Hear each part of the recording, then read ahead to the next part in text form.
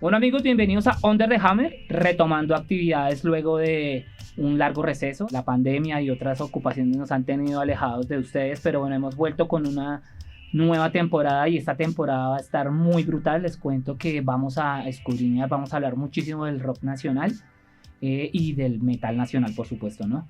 Estamos hoy acá en Unilatina, sitio que nos acogió cuando arrancamos Under the Hammer como radio, entonces estamos acá retomando un poco en estos estudios. Tenemos dos invitados geniales para lo que va a ser la nueva temporada de Under the Hammer, así que muy pendiente.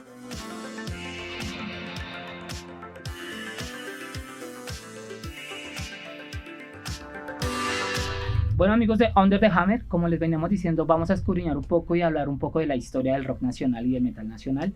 Y para eso tenemos dos invitados hoy. Tenemos a Iván Sotomayor y al señor Mauricio Villamil. Dos personas que vivieron y sintieron todo este rock.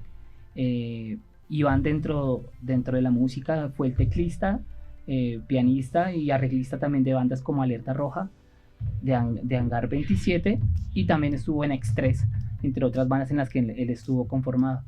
Entonces, bueno, vamos a hablar un poco con ellos y nos van a contar acerca de todo lo que ocurrió en esa época, nos van a contar un poco de anécdotas y nos van a hablar un poco de sus bandas. Hola Fausto, buenas tardes, muchas gracias por la invitación. Pues sí, me encanta estar aquí con ustedes esta tarde compartiendo estos minutos de nostalgia y de recuerdos. Cuéntenos acerca pues de las bandas en las que tocó, cuéntenos qué recuerdos nos puede contar, qué anécdotas nos puede decir acerca de tu experiencia. Contemos que empezaste con una banda que se llamó Tarkus, no sé si qué tanto participaste, es una banda que no alcanzó a grabar como nada oficial, pero en la cual de pronto nos puedes contar algo.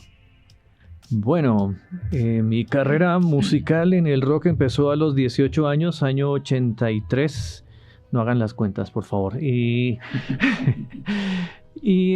teníamos una banda que se llamaba Tarkus, que ahí estaba Pablo Bernal, actual baterista de Carlos Vives, Sergio Solano, quien después tocó con Pasaporte, Manuel Escobar, quien después fue integrante de Alerta Roja, y estaba yo en los teclados, y empezamos tocando en bares y tocando en los programas de televisión de aquella época, especialmente uno que algunos recordarán que se llamaba El Club de la Televisión, que lo conducía Jaime Valencia, y que ahí pues estaban, se puede decir que muchos de los que después formarían la nueva generación del rock nacional de aquel entonces.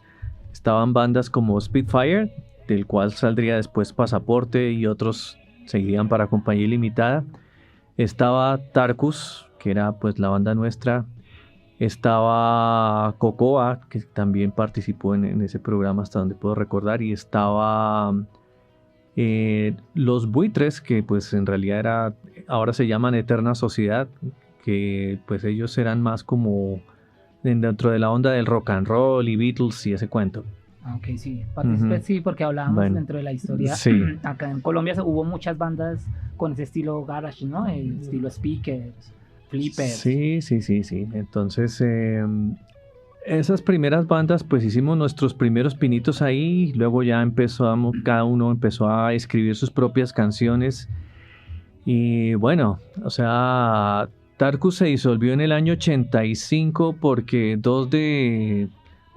Manuel Escobar, el guitarrista, se fue para un grupo que en ese entonces era Da Capo, ¿sí? Que después se convertiría en Alerta Roja, y mientras tanto nos quedamos Pablo Bernal, Sergio Solano y yo, que habíamos conocido a Peter Schroeder, y él llegó con la idea de rearmar nuevamente Cocoa, ¿sí?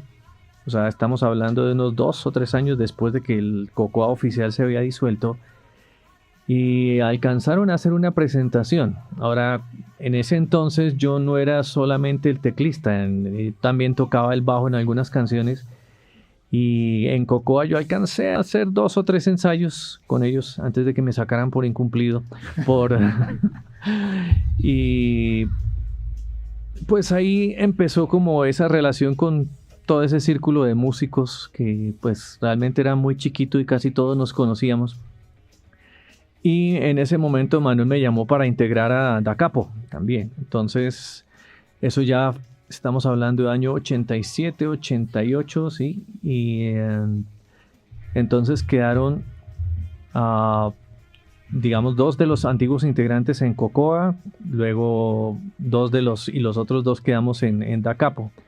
Luego Cocoa no prosperó ese proyecto. Sergio se fue para Pasaporte y Pablo lo llamaron para Carlos Vives. O sea, realmente todos seguimos más o menos en el cuento de la música. Sí, es tremendo cómo todo se relaciona, ¿no? Sí. Cómo todo al final los músicos están siendo parte y que hay unos que siguen actuales, siguen en el tema del rock o en la música, pero con lo que tú nos cuentas vemos eso, ¿no? Vemos cómo se relacionan todos los músicos, por ejemplo, lo de Cocoa, saber que muchos de esos músicos se fueron para Pasaporte, que fueron como de la misma cúpula, y eso es muy interesante. Que pues que nos cuenten eso, sí, porque a veces no tenemos ni idea, mucha gente tiene como el concepto de la banda, como que chévere tal canción, pero la historia es la que nos estás contando ahorita. Fuiste parte de Tarkus, luego se armaron bandas de ahí como Pasaporte, que es una de las más famosas, yo creo que las que más recuerda a la gente de esa época. Sin temor a equivocarme, es casi de las bandas que la gente más recuerda. Pues en esa época las bandas duras, se puede decir, eran Pasaporte y Compañía Ilimitada, cuando empezó todo el movimiento del rock en español. Y detrás veníamos todos los demás, digámoslo de alguna forma. Pero todos nos conocíamos de esa época, todos trabajábamos más o menos de la misma forma, que era con las uñas. Entonces, qué bueno que está aquí mi amigo Mauricio Villamil, que estudiamos juntos Administración de Empresas en la Javeriana en aquel entonces. Mauricio era el fan número 1 y el que me alcahueteaba todas esas aventuras. A ver, no sé qué recuerdos quiera compartir de ese entonces. Hola Fausto, gracias por la invitación. Sí, muchos, porque aunque yo no era músico, compartía la comunidad de músicos y tratábamos de colaborar e involucrarnos, entonces les ayudábamos, era con las uñas, muchas cosas, había que apoyarlos y uno quería participar. Entonces vimos todo este proceso que generó los 80s, cuando el gran boom del rock en español y todo el proceso, y pues ver a los músicos amigos como Pablo, Iván, Sergio, Manuel, ver todo el desarrollo de sus carreras, pues es emocionante para uno. Y pues yo un poquito historiador de memoria, de recuerdos, pues soy un poquito la memoria de Iván para muchas cosas, con el honor que me hace el de permitirme ese título. No, pues muy genial, imagínate. No solamente tenemos como la experiencia de haber tocado, sino la experiencia de seguidor, ¿no? Que es muy importante. A veces lo que te venía contando ahorita tras micrófonos era eso, que muchas veces tenemos la noción de pronto de hablar de como músico, de la cuestión de las bandas, de convivir con bandas, pero o sea, más allá de eso, el trasfondo está el que sigue, el que compra un disco, el que va a los conciertos, y eso también es otra función muy importante que a veces no se percibe. Sí, no se percibe lo importantes que son, o sea, porque sin esas personas que están alrededor de las bandas, muchas veces no se podrían lograr. Pues, por ejemplo, Mauricio yo creo que debería figurar en el Guinness Records, porque es la prueba viviente de que uno puede meter 2 amplificadores, 2 guitarras, un teclado y una batería en un 5K. Y con uno o dos tambores era que poníamos en el techo amarrados. Sí, entonces Mauricio fue fundamental para mí por todos los favores que me hizo en ese momento. O sea, el apoyo logístico, pero sobre todo el apoyo moral. O sea, pues no solo a mí, sino a toda la banda.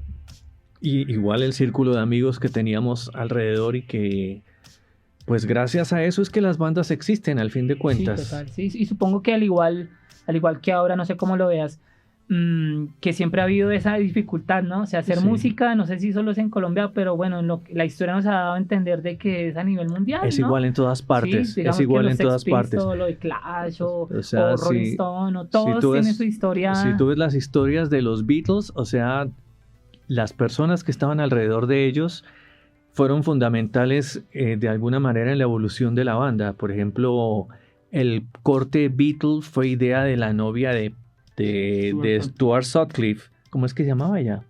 Astrid Kirchner. Uh-huh. O sea, Astrid Kirchner, un personaje aparentemente anónimo, alrededor de la banda, fue la que tuvo la idea del famoso corte Beatle, que eso influyó mucho Mucho, sí. en la imagen y es parte de la imagen que tenemos de ellos. O sea, los Beatles son, o sea, su música y también su imagen y el corte de pelo que tenían en ese momento, que era muy revolucionario, digamos, para ese momento, es parte importantísima de ese proceso. Claro, sí, y eso se Ujú. vio en Latinoamérica toda, ¿no? Desde la Patagonia hasta México, todas las Sí. bandas que se crearon en ese, se le llama garage, ¿no? Popularmente en ese estilo musical tenían, pues, para hacer una banda garage hay que tener el corte. Es que, sí, Incluso las bandas inglesas, todas Tenían el Sí. corte, como- Stones y- todas las del Mercy Sound de aquella entonces eran Claro, y ahora, y ya de pronto al ponerlo en nuestro contexto nacional, vemos eso, ¿no? Que también había como un lineamiento, ¿no? En los finales de los 80, comienzos de los 90, en hacer música, ¿no? Influenciado, pues yo creo, no sé si me equivoqué, pero yo creo que el rock argentino, ¿no? Tenía Tienes mucha toda la influencia. razón, sí. O sea, hasta ese momento, o hasta, hablemos de, sí, mediados de los 80s, pues la influencia venía mayormente de los países anglosajones, Inglaterra, Estados Unidos, y esas eran las bandas que nos servían de modelo, pero entonces está la barrera del idioma, que pues de alguna manera, pues aquí no, el inglés nunca ha sido muy extensivo y es como, pues de todas maneras algo ajeno a nuestra cultura. Cuando por primera vez vimos bandas de rock en español que sonaban al mismo nivel de los grupos legendarios americanos y británicos, ¿sí? Con Soda Stereo, porque Soda Stereo fue el que definitivamente nos marcó a muchos en esa época y pues todos los que vinieron detrás, Enanitos Verdes, Charly García, Prisioneros. Bueno, claro que Prisioneros son chilenos, pero sí, todo ese movimiento empezó con influencia del rock argentino, tienes toda la razón, eso fue definitivo. Sí, porque entrando en la historia uno ve mucho el sonido muy similar. Me gusta mucho a veces hablar de bandas latinas, hay bandas peruanas muy Soda Stereo. Sí. No sé cuál será la banda colombiana que suene más Soda Stereo, porque hay ese fenómeno en México también y en Uruguay hay bandas que suenan muy Soda Stereo. Yo diría que es Compañía Ilimitada. Yo también sí tienen como tratar de imitar ese sonido para, pues, digamos, comercialmente pegar, ¿no? Eso es algo que no es ajeno, pues, a la música. Sí, y que ellos compartieron escenario varias veces, o sea, yo creo que la influencia fue a todo nivel, o sea, si tú miras antes del año 86, creo que fue ese primer concierto de Compañía y Soda Stereo juntos, el look de Pillo Jaramillo después de ese concierto era como imitando al de Cerati, o sea, la influencia fue evidentísima y marcadísima.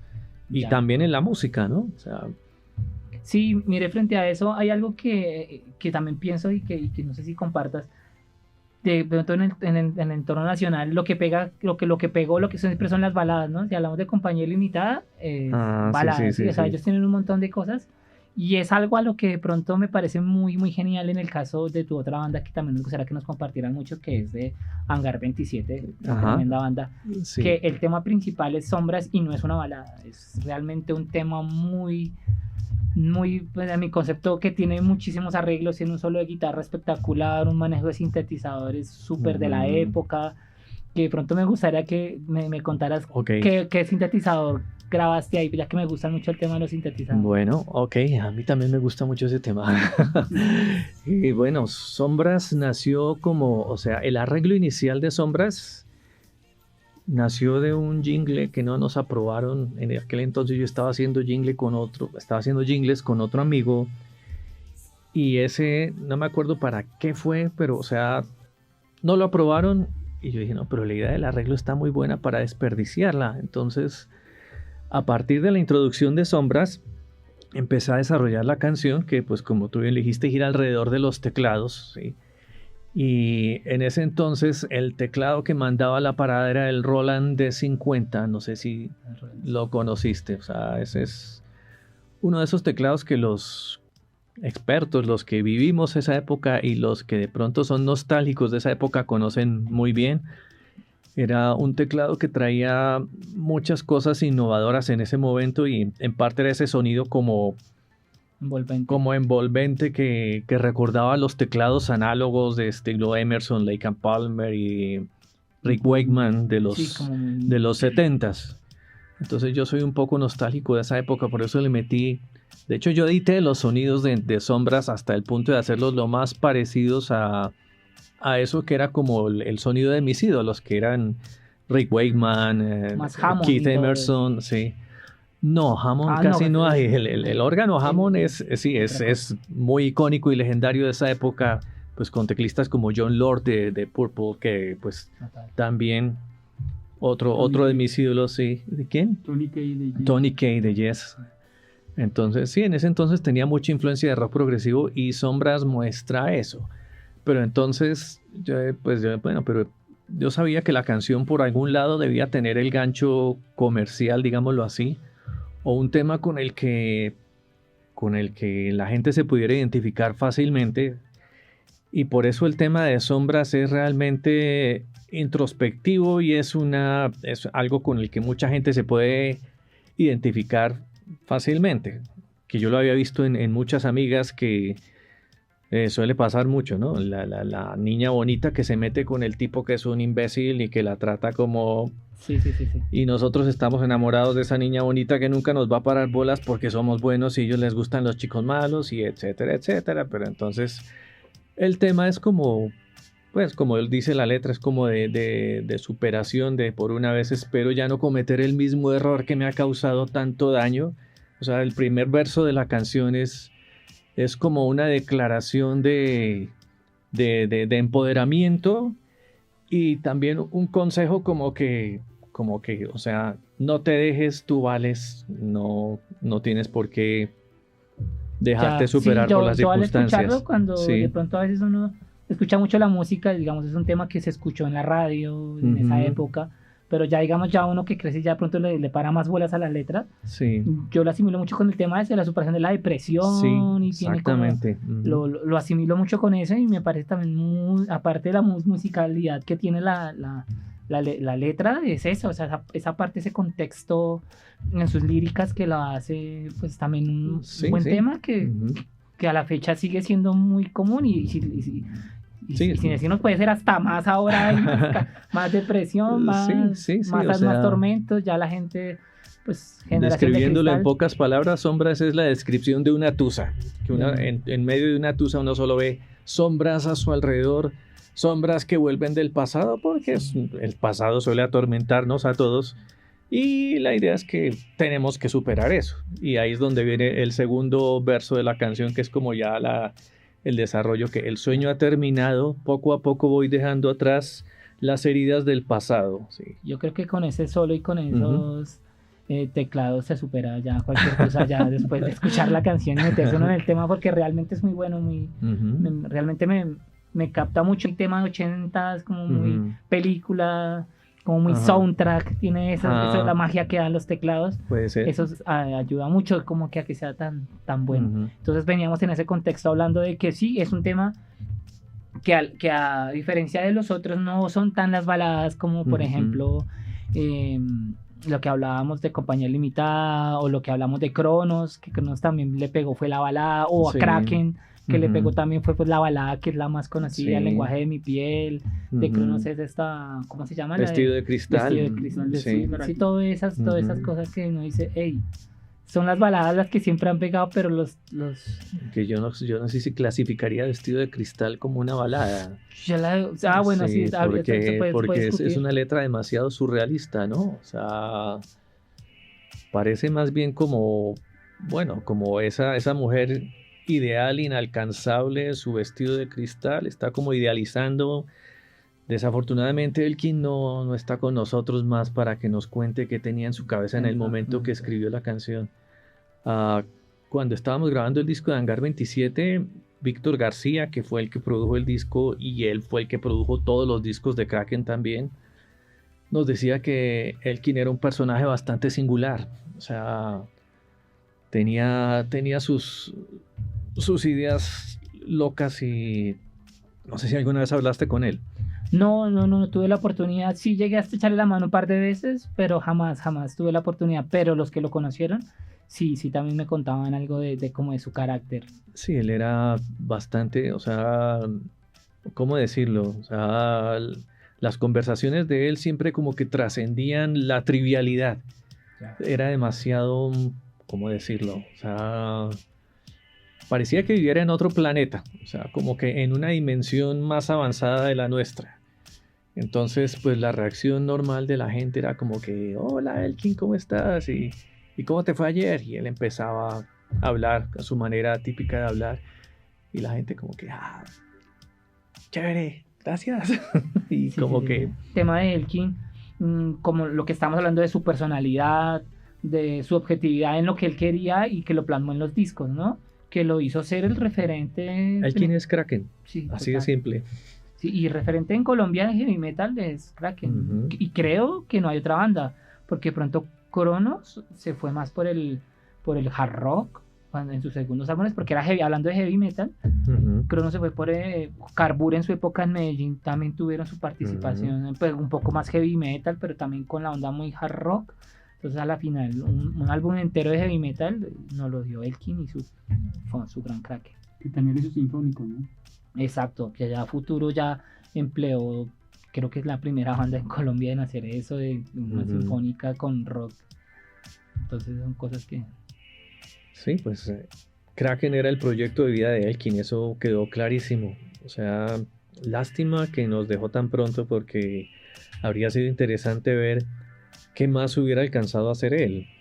Y pues lo que tú dices, ¿no? Lástima que nunca trascendió el plano comercial como en el grado que merecía Claro. para de pronto haber logrado más cosas. Y sí, mira, esto nos pone como a pensar una cosa, digamos Kraken y Elkin tenía su... Era él, sí, él y su esencia y él es lo que él quería. A comparación de pronto de otras cosas como veníamos charlando de pronto de Hangar o de tu otra banda X3, que Sí. eran bandas que realmente se formaron para hacer ciertas cosas, ¿sí? Entonces también sería muy interesante que nos contaras acerca de Sí, eso. bueno, el caso concreto de Hangar 27 fue una banda a la que literalmente se hizo un casting, o sea, había una idea de un empresario que quería tener su banda y inicialmente quería que le animaran sus fiestas en su, sí, en su finca, pero luego el proyecto empezó a volverse más ambicioso y entonces ya empezó a hacer como una selección de integrantes que se ajustaran no solamente a cierto perfil musical sino también a cierto perfil físico. Por eso digo un casting, o sea, necesitaban gente que ojalá menor de Sí. 30 años, ojalá con una imagen que se pudiera Sí, trabajar. todos bien perfiladitos para eso. Sí, exactamente. Entonces, bueno, pues ahí resulté yo, todavía no entiendo por qué, pero pues me escogieron y empezamos a trabajar, o sea, fue un proceso un poco diferente a la evolución de una banda normal porque desde el primer momento se sabía que se iba a grabar un disco, se sabía que había que trabajar por ese disco y se sabía que había que escribir las canciones de ese disco. Entonces ahí fue donde surgieron Sombras, Cali Arena, fue Fugaz, o sea, pues todos los integrantes de la banda nos comprometimos 100% y de tiempo completo a sacar adelante el proyecto, incluyendo todos los compromisos que implicaba, pues por un lado, hacer las canciones, hacer los ensayos, hacer el montaje y preparar el show, propiamente dicho, como el show de la banda ya en escena. Más o Entonces, menos cuánto duró Hangar. Hangar 27 duró 3 años, sí, desde el 90 hasta el 93. Y en ese tiempo pues alcanzamos a sacar el disco que todos conocen, el de Hangar 27, sí, que tiene ese, que incluye, creo que son 11 canciones. Sí, aquí tenemos, por cierto, esta edición, bueno mencionarlo, nuestros amigos, David Reina sacó con su sello Living Metal, editó este disco y editó también el de Alerta Roja para quienes estén interesados, también nos pueden contactar o contactar a David o contactar con Iván también para adquirirlo. Es un tremendo trabajo porque pues al igual que nosotros nos gusta rescatar las cosas y pues eso tiene un gran mérito, ¿no? Poder rescatar estas cositas. Entonces sí, lo que nos dice, mira, tiene 12 canciones y tiene 2 bonus track, tiene Sombras en vivo y Midley en vivo, es como que, no sé, es un Eso cuando tocamos en el concierto de conciertos en el año 91, o sea, como las canciones del grupo todavía no eran tan conocidas, aparte de Sombras, alguien sugirió como que bueno, y quisiera que si le hacemos un homenaje a los grandes del rock, incluyendo 2 o 3 canciones, covers, que fueran bien conocidas, y ahí metimos, creo que es Rock and Roll de Led Zeppelin, una canción de Purple, no estoy muy seguro si es Highway Star o es otra, y no me acuerdo cuál es la otra, pero sí, por eso dice que medley rock, de pronto. Sí, dice medley, sí, okay. Es un intermedio en vivo. Sí, y pues hubo buena respuesta del público cuando tocamos eso. Me acuerdo el susto parándonos ahí en el estadio, que tuvimos que abrir ante 50,000 personas con una prueba de sonido. Sí, segundo, ese fue el segundo. Sí, de ese también nos encantaría documentar un poco, y chévere que nos hables un poco de eso, ¿no? Eso fue el evento, pues, el que... Sí, ese fue puso la cumbre, y el que puso las bandas, y el que ahí, los que estaban ahí, mejor dicho, eran. Sí, bueno, el primer concierto de conciertos del año 88, que pues todo el mundo lo recuerda, o bueno, los que estuvimos en aquel entonces lo recordamos, y pues fue como la evolución definitiva de Colombia como escenario para grandes eventos, porque o sea, hasta ese momento nadie pensaba que un concierto de rock pudiera ser multitudinario, y el concierto de conciertos del año 88 fue lo que lo demostró, o sea, que podíamos estar al mismo nivel de los grandes escenarios del mundo. Y pues nosotros tuvimos la suerte de estar en el segundo, que fue en septiembre del año 91, y ahí compartimos tarima con Compañía Ilimitada, con Soda Stereo, Miguel Mateos, Ario Speedwagon. Pasaporte estuvo en el primero, no estuvo en el segundo.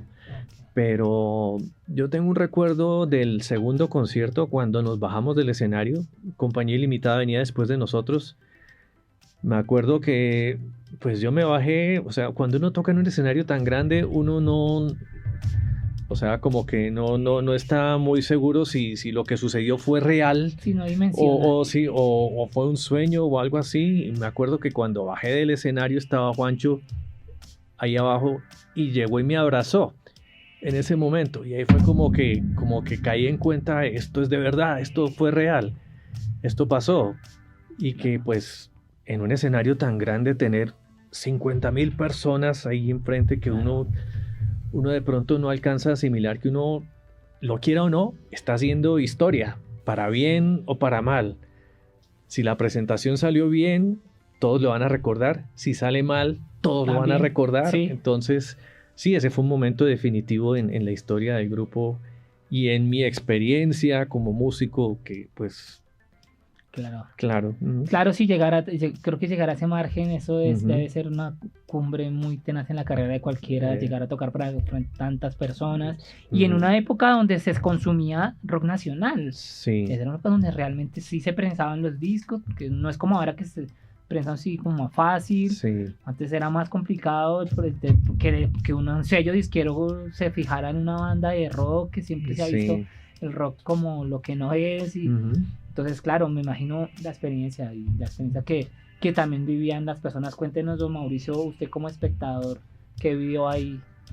Pues era muy emotivo, porque era ver en un escenario multinacional a las bandas colombianas, que uno no estaba acostumbrado a ver a las bandas colombianas, que veían los sajones o los argentinos o chilenos, pero ver a los colombianos ahí era emocionante, ver a Compañía Limitada, ver a Gar 27, a ese nivel pues era emocionante, era como sentir que nuestros compañeros eran ídolos, al igual que los colombianos podíamos estar al nivel de cualquier otro país. Claro, yo creo que eso es lo que marcó esos conciertos, ¿no? Saber que sí había un estándar que se podía cumplir, y que la gente podía asistir a un concierto de esos con toda seguridad. Que las bandas, por ejemplo, traer arreglos, pues bueno, o sea, imagínate. Sí. Creo que en esa época estaban también súper arriba, pues es una banda que viene de los 70s, y llegar a venir a un país, yo Sí, creo, sí, como eso. Colombia a tocar y para tan tremendo público. Sí, y que un año después de eso fue que el famoso concierto de Guns N' Roses, Ah, que o sea, si no hubiera sucedido lo del concierto de conciertos, eso no habría podido hacerse, porque fue la primera vez que una banda que estaba en la cima de su popularidad y que era de las grandes bandas internacionales venía aquí a Colombia a presentarse en un escenario grande. Claro que ese es tema para, o sea, sí, no ese es un tema sé, súper largo. sí. No sé si me recuerdo. ¿Qué banda te lo unió a Guns N' Roses? ¿O fue a Def Leppard Extre? Pues Ah, bueno, con Express teloneamos a Def Leppard en el año 97, pero eso fue en el Palacio de los Deportes. Fue un momento muy especial para la banda. Eh, Lástima que eso sucedió ya en el año 97, cuando no estaba la formación titular, digámoslo, o sea, ya en la presentación con Def Leppard ya no estaba Rubén, que era lo que hubiéramos querido, sino esa vez nos acompañó Alejandro Sabatini, que no sé si lo conozcas. Sí, claro, él es de una banda Nosferatu o algo así. Eso sí. Entonces él era el cantante titular de Express en ese momento, sí. Entonces, pues, digamos que ya habían pasado 4 años del lanzamiento del disco Mi Verdad, y de que el grupo se dio a conocer. Express fue una experiencia muy bonita porque, primero que todo, estaba compartiendo escenario con los que habían sido mis ídolos de infancia, se puede decir. O sea, estaba con Alexei Restrepo y Nacho Pilonieta, que habían sido integrantes de Sheep, que fue una de las bandas que yo admiraba desde que estaba pues comenzando con eso de la música. Estaban Blue Martínez y Che Rosso, que además de ser grandes amigos y grandes personas, habían sido integrantes de Tráfico, que era otra de las bandas icónicas, pioneras, que empezaron el movimiento del rock en los 80s. Sí, muy precisamente hay gente que tampoco conoce como la historia de Tráfico, y ahí cantaba un ruso, ¿verdad? Sí, uno de los integrantes activos de Tráfico, el teclista y cantante, porque creo que eran 3 que cantaban ahí. Era un ruso, efectivamente, se llamaba Vitaly Drushnin, que pues yo lo conocía por referencias y por historias que contaban mis compañeros de banda, pero yo a él nunca lo llegué a conocer y no supe qué fue de él. No sé si se fue de Colombia o se quedó. Bueno, vamos a averiguarlo aquí para los que están viendo Under the Hammer, a ver qué pasó con eso. Esa es una de las razones por las que estamos precisamente aquí en esta genial charla de escudriñar la historia y saber qué ha pasado con todo lo que hubo, porque sí, como te decíamos, hay bandas que no se conocen. Por ejemplo, la historia de X3, que tocó con Sabatini, la verdad yo no sabía. Pero pues sí.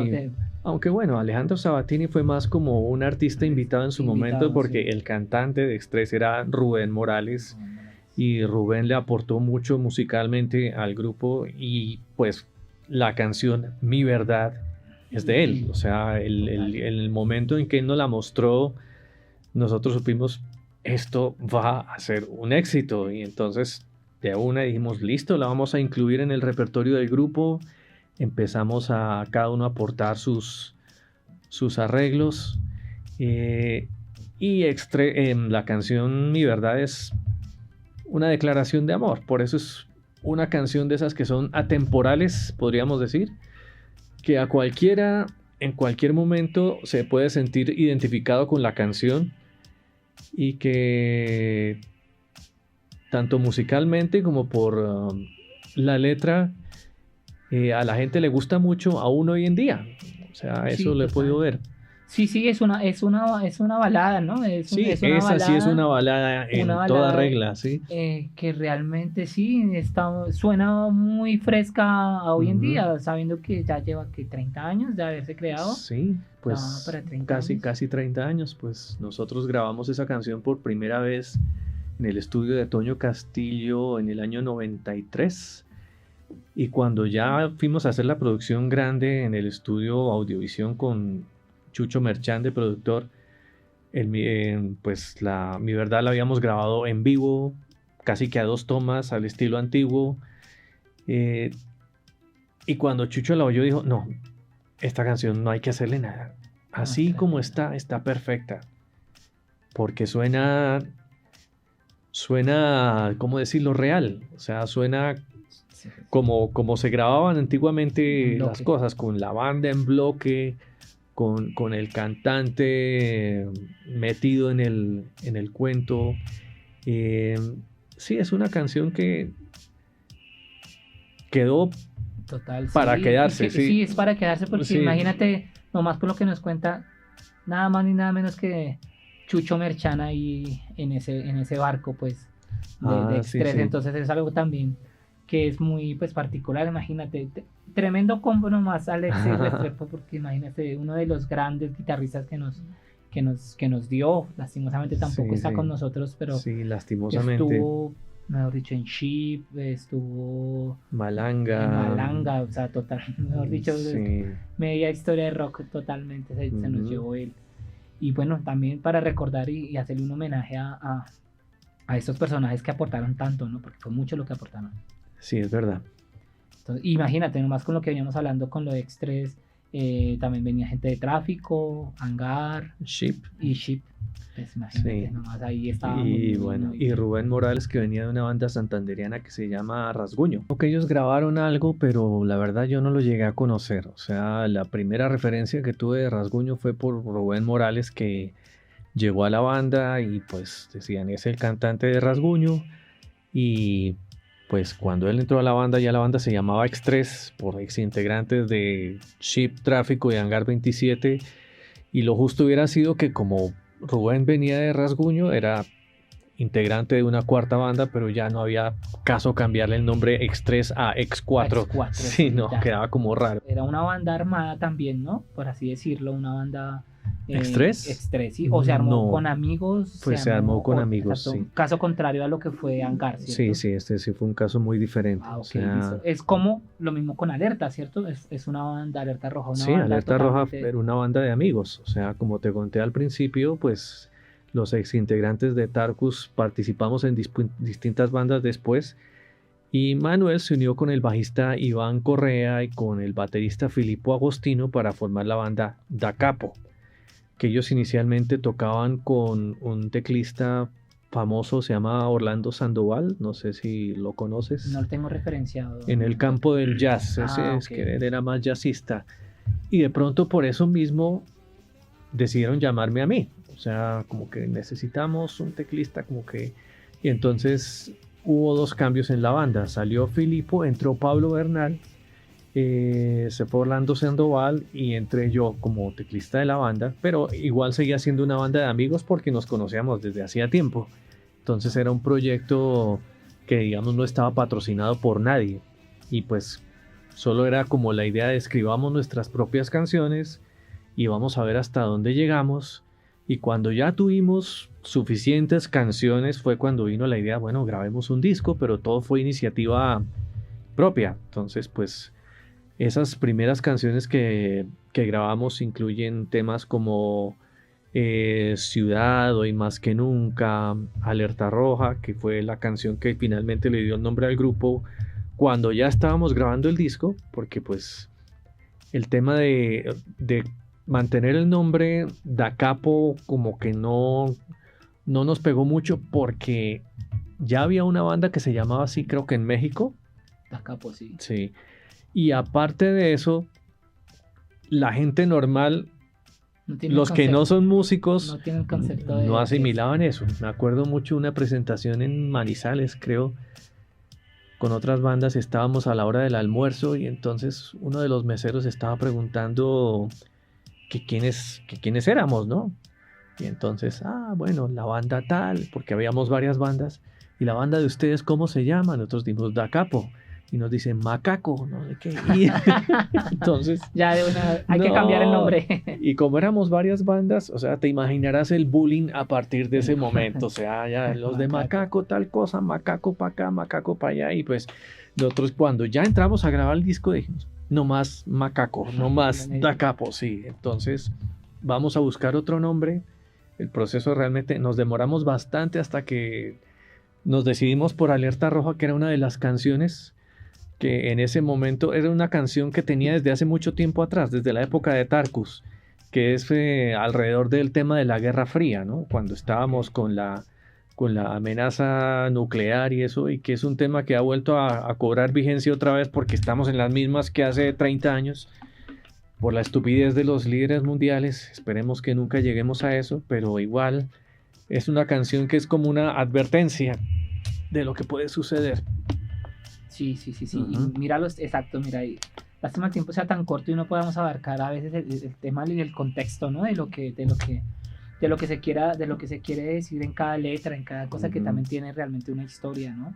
Cada minuto de composición, cada cosa que tiene de hacer música realmente tiene un contexto que a veces no se Sí, puede abarcar que la gente no sabe, pero por eso los invitamos desde Under the Hammer a que retomen esto, a que escuchen bandas ya se puede decir que legendarias, porque ya han pasado bastante, ya han pasado décadas y sí. que pues siguen en la mente de muchos y de los que no vivimos de pronto la época, nos gusta buscar, ¿no?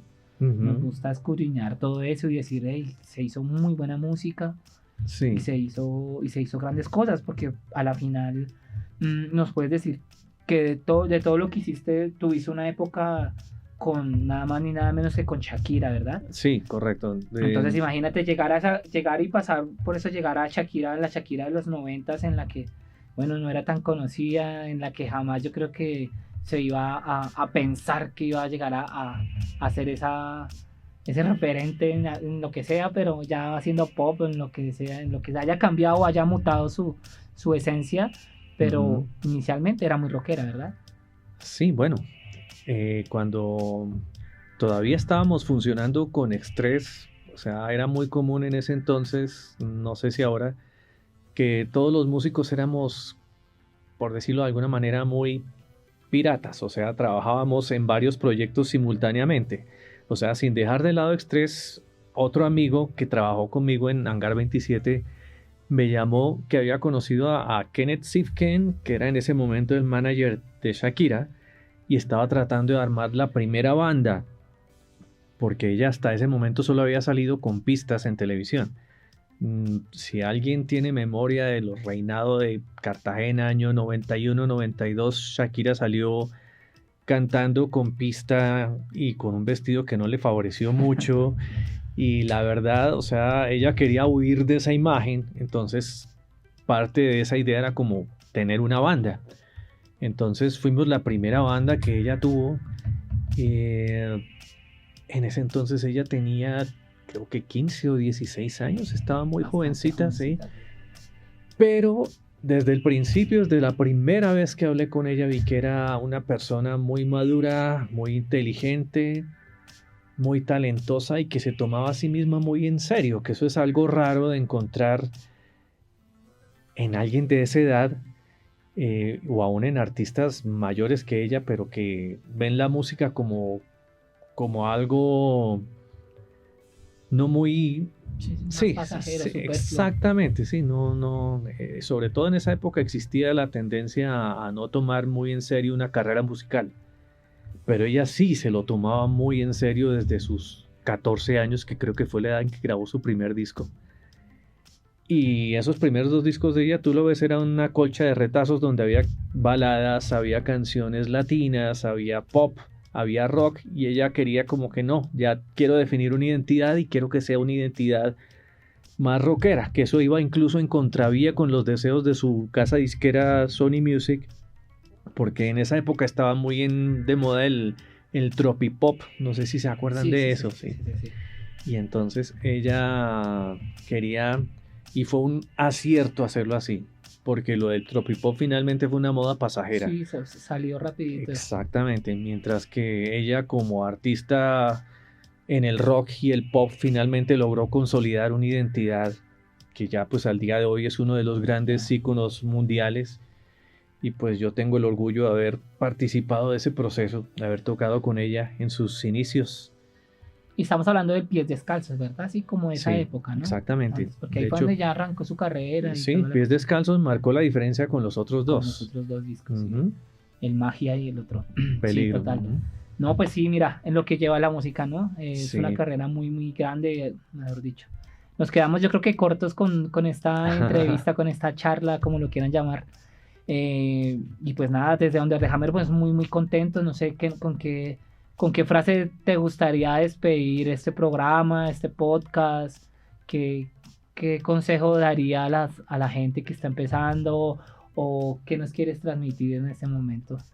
Bueno, yo Para finalizar. al principio del programa te dije que gracias a personas como tú hay esperanza de que todo ese legado cultural que representa el rock de los ochentas no se pierda y que las nuevas generaciones conozcan esa música y conozcan algo de quienes participamos en ese movimiento. Entonces, pues mis palabras son de gratitud para ti por estar haciendo lo que haces y que siga adelante y que ojalá muy pronto podamos hacer lo que dijimos de pronto un evento que reúna Claro.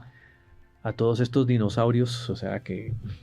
Sí, sí, sí, esa es. Vamos a armar la prehistoria y la historia y todo Sí, lo que se sí. pueda y seguir haciendo historia como pues todos muy bien saben, hemos seguido haciendo pues, por parte de Under the Hammer, por Jaguar Records con el sello con el que yo trabajo y con todo, no sé si don Mauricio también nos quiere aportar algo para todos los que han estado siguiendo el rock, porque también es un referente verlo ahí todavía, mira, Sí, sí, sí. escuchando, o sea, saber todo, yo creo que también se podría hacer toda una entrevista completa y contarnos tanta anécdota que Sí. tiene, tanta cosa que nos podría compartir, pero bueno, finalicemos con unas frases para todos esos que no son músicos, pero que han estado con la música ahí en sus venas. Claro, no, pues agradecerte primero que todo, Fausto, la invitación y a Iván también por poderme compartir con ustedes. Y la invitación es seguir creyendo la música. La música es nuestra máquina del tiempo, sí, no, es atemporal y siempre vamos a vivir. En la medida que pasen los años, viviremos con la música. Entonces es importante porque nos hace viajar, nos permite viajar en el tiempo, sentir lo que éramos y lo que somos. Bueno, tremendas palabras. Así que con esto finalizamos Under the Hammer, no sin antes, pues también es de mi parte agradecerles el tiempo, la disposición. Sé que pues a veces es difícil sacar tiempo y mucho menos para cosas que no son lucrativas, sino que nos apasionan, ¿no? Entonces, de mi parte y de parte también de nuestro productor aquí, Diego Roballo, que está súper pendiente de todo lo que es para que salgamos en una óptima calidad, pues de parte de nosotros de Under the Hammer, les queremos también agradecer y a los que están escuchando, los que nos están viendo pronto en el programa, nada, que sigan creyendo en eso también, igual que nosotros, y nos vemos en una próxima. Tenemos grandes cosas para presentarles. Esto es un abrebocas de lo que va a ser, de lo que vamos a trabajar ahora en Under the Hammer. Entonces, bienvenidos a esta nueva temporada y esperamos que les haya gustado mucho, que tengan un excelente día, tarde, noche, a las horas que nos estén viendo y bueno, que viva el rock and roll siempre. Poco.